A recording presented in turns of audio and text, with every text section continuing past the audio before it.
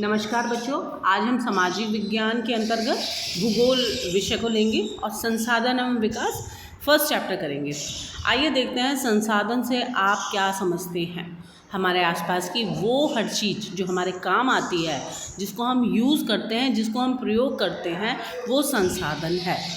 जैसे पानी, हवा, मिट्टी, पेड़, मोबाइल, बिजली, है ना, वो सब संसाधन हैं जिसका आप प्रयोग करते हैं। जैसे विद्यार्थी का संसाधन क्या है बच्चों? पुस्तक, है ना। और टीचर का संसाधन क्या हो गया? Chalk, duster. तो जिसके द्वारा हम कार्य करते हैं वो संसाधन है। अब ये तो मैंने आपको समझाने के लिए बोला, उसे बनाने की जो तकनीक हो और जो समाज में मान्य हो वो संसाधन है। संसाधनों का वर्गीकरण की अगर हम बात करें तो संसाधन को हम 4 भागों में बांट सकते हैं। तो 4 भाग कौन कौन से हैं बच्चों? एक तो जैव संसाधन हो जाएगा और एक हो जाएगा अजैव संसाधन।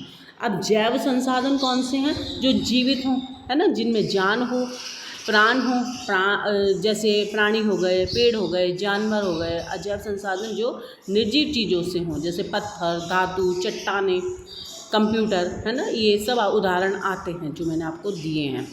अब स्वामित्व के आधार पर संसाधन कितने प्रकार के होते हैं? व्यक्तिगत, सामुदायिक, राष्ट्रीय, अंतर्राष्ट्रीय। जैसे मेरा घर, मेरी वस्तु। सामुदायिक जैसे सबका पार्क, मंदिर। राष्ट्रीय पूरे देश का अधिकार हो, जैसे रेल पर, सड़क पर। अंतर्राष्ट्रीय जैसे समुद्र, सीमाएं, है ना, ये अंतर्राष्ट्रीय हो जाएंगे। अब समाप्यता के आधार पर जो संसाधन होंगे वो होंगे नवीकरण योग्य और अनवीकरण योग्य। नवीकरण जो फिर से बन जाए, जैसे सूरज की रोशनी, हवा। अनवीकरण जो ख़त्म हो जाएं, यूज़ करने के बाद एक समय में ख़त्म हो जाएंगे, कोयला और पेट्रोल। अब संसाधन जो हैं विकास के स्तर के आधार पर हो गए संभावी, विकसित, भंडार और संचित कोश। संसाधन नियोजन क्या है, इसकी ज़रूरत क्यों है? संसाधनों को समझदारी से यूज़ करना, प्लानिंग तरीके से यूज़ करना, वो है संसाधन नियोजन, है ना। एक योजना बनाकर संसाधन को खर्च करना। ज़रूरत क्यों है? क्योंकि संसाधन हर जगह एक जैसे नहीं है। कहीं कोयला ज़्यादा अधिक है तो कहीं पानी अधिक है। जैसे झारखंड, एमपी में कोयला बहुत है, राजस्थान में धूप है, पानी कम है, अरुणाचल प्रदेश में पानी बहुत है, विकास कम है। तो इसलिए देश, राज्य और गांव स्तर पर प्लानिंग जरूरी है ताकि सबको बराबर अधिकार मिल सके। अब संसाधन का विकास क्यों आवश्यक है? संसाधन का विकास इसलिए आवश्यक है जिससे अच्छी ज़िंदगी जी जा सके, है ना। अच्छी ज़िंदगी के लिए संसाधनों का विकास जरूरी है। संसाधनों के विकास में मनुष्यों की क्या भूमिका है? प्रकृति में ऐसी चीज़ें हैं जो एक मनुष्य ही उसे बनाता है।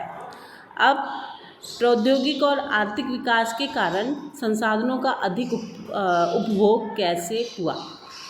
अब शहर बढ़े, फैक्ट्री लगी, खेती बदली, खनन बढ़ा, इसके कारण अधिक संसाधनों का उपयोग होने लगा। शहर बढ़ेंगे, तकनीकी लगेगी, है ना, विकास बनेंगे, शहर बनेगा, सड़कें बनेंगी, फैक्ट्री लगेगी, सामान बनेगा, खेती बदलेगी, तरीके बदलेंगे, है ना, उत्तम उपज कृषि हमारे सामने आएगी, तो खनन बढ़ेगा, है ना। ये सब हो गया। संसाधनों के अति उपभोग से क्या समस्याएं होती हैं? एक तो समस्या होती है कि संसाधन जल्दी ख़त्म होने लगते हैं।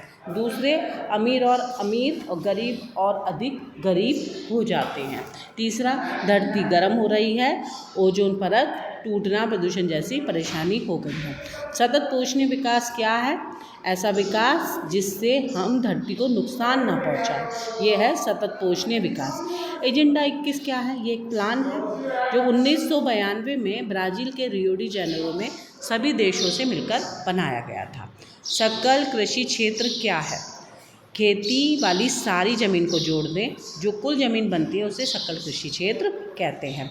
शुद्ध बोया गया क्षेत्र किसे कहते हैं? जिस ज़मीन पर फसल उगाई और काटी जाती है। पट्टी कृषि कौन सी है? पहाड़ी ढलान पर सीधी खेती करने से मिट्टी बह जाती है, इसलिए ढाल पर पट्टियों की तरह आड़ी आड़ी खेती करते हैं, तो वो पट्टी कृषि है। समोच्च जुताई क्या है? पहाड़ी ज़मीन पर ढलान के आर पार हल चलाना समोच्च जुताई होता है। मृदा अपरदन की बात करें, मिट्टी की ऊपरी परत का कट या फट जाना, मृदा अपरदन है। और कटपट किससे जाएगी? जल से, है ना, वायु से। मृदा अपरदन के 4 बड़े कारण क्या हो सकते हैं? एक तो पेड़ का कटना। अगर बच्चों पूरा याद नहीं हो रहा है तो उसके हेडिंग याद कर लीजिए। पेड़ का कटना, ज़्यादा चराई होना, है ना, पशु चराई करने के लिए जाते हैं, गलत तरीके से खेती होना, तेज़ हवा, पानी। मृदा संरक्षण के कोई उपाय बताइए। पेड़ लगाइए, सीढ़ीदार खेती करिए, बांध बनाएं, घास उगाएं, है ना। वनों का क्या महत्व है? वन हमें ऑक्सीजन देते हैं। अगर याद नहीं हो रहा है तो हेडिंग को हटाइए और सिर्फ लाइनें। पेड़ हमें ऑक्सीजन देते हैं। जंगल बादलों को खींचते हैं जो बारिश में सहायक होते हैं। पेड़ों की जड़ें मिट्टी को पकड़ कर रखती हैं और जानवरों का यह घर है। वन संरक्षण के उपाय की बात करेंगे बच्चों, तो पेड़ नहीं काटने चाहिए, नए पेड़ लगाने चाहिए और आग से बचाव रखना चाहिए। जैव विविधता क्या है? धरती पर तरह तरह के पेड़ पौधे, जानवर, कीड़े मकोड़े का होना ही जैव विविधता है। जैव विविधता के ह्रास होने के कारण जंगल का कटना, शिकार करना, प्रदूषण। आपके एग्ज़ाम बिल्कुल नज़दीक हैं, प्रश्नों को देख लें, है ना, और यदि आपके पास समय है तो लिख लें। एक बार वीडियो को 2 से 3 बार आप देख लेंगे तो आपको याद हो जाएंगे। वन्य जीव संरक्षण, शिकार नहीं करना चाहिए, नेशनल पार्क बनाए जाने चाहिए, लोगों की समझ में आना चाहिए। अब मृदा परिच्छेदिका का बच्चों चित्र बनाना है, तो मृदा परिच्छेदिका, मिट्टी को काटे तो अंदर परतें दिखाई देती हैं, तो मृदा परिच्छेदिका है। मृदा परिच्छेदिका का एक ही चित्र है आपकी पूरी बुक में।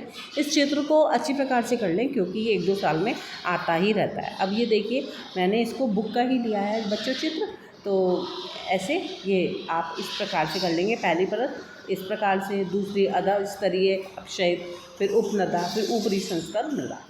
तो ये था बच्चों चैप्टर 1। चैप्टर 2 के साथ मिलेंगे। आपको और कौन सा टॉपिक चाहिए मुझे बताइएगा। चैनल को सब्सक्राइब कर लीजिए, मैं इसी प्रकार की वीडियो डालती रहती हूँ। और इसको यदि पसंद आए तो मुझे आप ज़रूर बताइएगा कमेंट में कि आप मध्य प्रदेश के कौन से शहर से वीडियो देख रहे हैं। धन्यवाद।